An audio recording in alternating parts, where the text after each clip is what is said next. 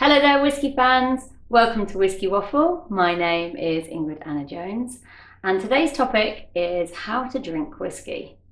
I'm not actually going to teach you how to suck eggs, it's okay. I know that most of you watching this are avid whiskey drinkers, you enjoy your dram, and you probably have your particular ways that you enjoy drinking it. But I just want to either give you a little bit of a challenge to try something a bit new, or talk about how I would try like a new whiskey that I've not had before.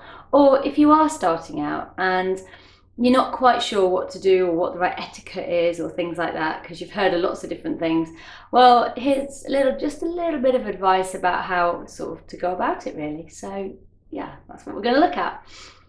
Just before we start, thank you very much for all of you who have watched my post to date and subscribed to my channel and hit that like button, you know, that little blue thumbs up at the bottom.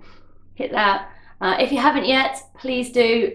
Just great to have that support. And if you've got any comments or any suggestions, again, just whack them in the comments below or send me a message. This is my website, so that you can comment through that too. So you don't have to do like public comments if you don't want to, that's fine.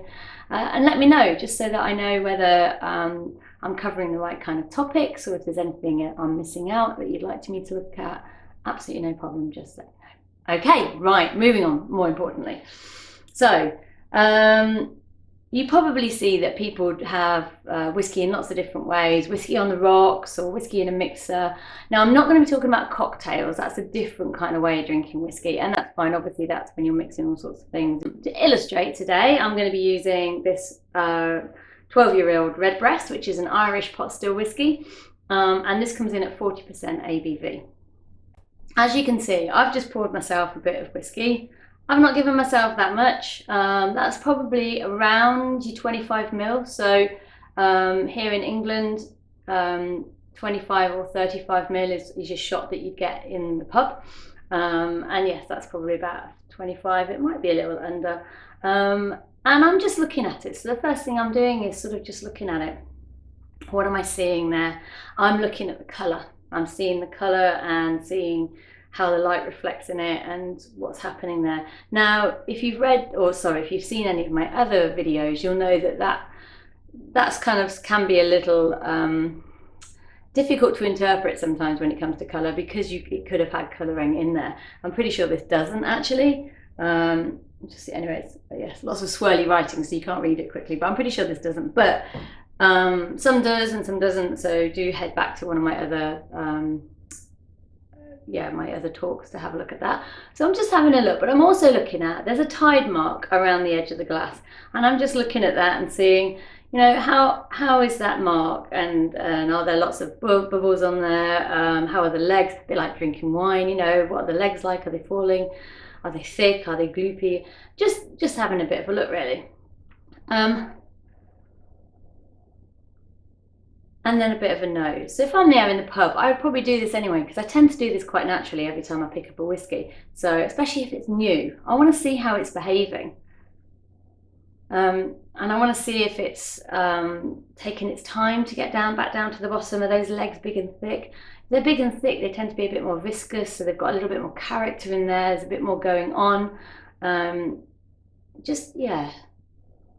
And also, I'm just rolling it nicely just to kind of get some of those aromas, because what I really want to do next is nose it, as you can see, as I keep doing. And you just get some really nice noses. Now, I'm not going to do a tasting notes on this particular whiskey, because there's hundreds of them out there. So if you would like some tasting notes on the Redbreast 12-year-old from Middleton's in Cork, sorry, then, you know, go ahead, have a quick Google search, because they'll come up with a lot, and there's some great ones out there. So, but what I want to do is just sort of like, if you're sitting in a pub or something and you're not quite sure what you're doing, have a bit of a smell. So don't just throw it to the back of your throat. I know that's what a lot of people do, but you're so missing a trick. I mean, if it's a terrible whiskey, fine, but then why are you drinking it in the first place? Wasted. You need to be drinking nice whiskies, you know, ones that you're going to enjoy. And if you don't know if you enjoy them, well, take your time drinking them, because then you'll learn whether you do or don't.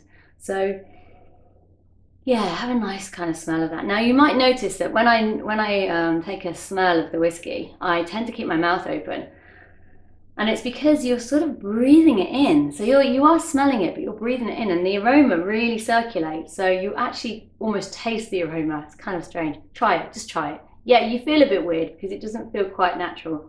Great just to try. And I would always start neat. So on a new whiskey, I'd start neat. If you're in a pub and you're ordering one, it's one you've never had before, you can order some water on the side.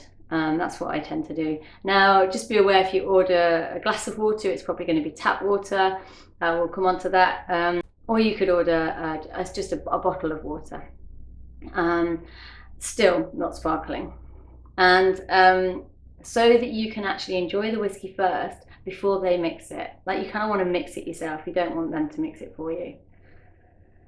So once you've had a good sort of nose, more than one, let the sort of flavors and aromas come through. Don't just sort of go, oh yeah, right, and then start drinking. I know drinking is what you want to do. I know that's the whole point, but actually it's much more of a process than that. There's much more to it than just getting it in your mouth. And your palate and your senses will thank you for it, because what you smell on the nose, you don't always taste it. It's different. And that's because the tasting flavors are different to the sort of the aromas. You're talking of different characteristics in that. So it's, if you only ever just like I say, throw it in your mouth and swallow it down, and it's just not the best way. So take your time. And then when you're ready, have a sip. Now just be aware, a lot of people don't like whiskey and they've only ever had one sip at a time, and they go, oh, that's awful, and that's it. They can't cope with it anymore. Well, do you know what? Whiskey is strong stuff, like all spirits. You're talking 40% plus ABV. You're probably talking, there's quite a lot that are around that, but a lot more that are higher as well. So when you have your first sip, your palate's going to be like, wait, what have you done to me? And you've kind of got to calm it down and get it ready. Now the aromas help because you're already smelling that alcohol, so you're already working your way through the alcohol to get some of the other flavors in there. And when you taste, it's quite similar. So I would always say try it like 3 times. And I'm not saying big sips. This is small sips. You've not got loads. You don't need to have loads. This is the point. You can take a nice small sip and just kind of let your palate get used to it.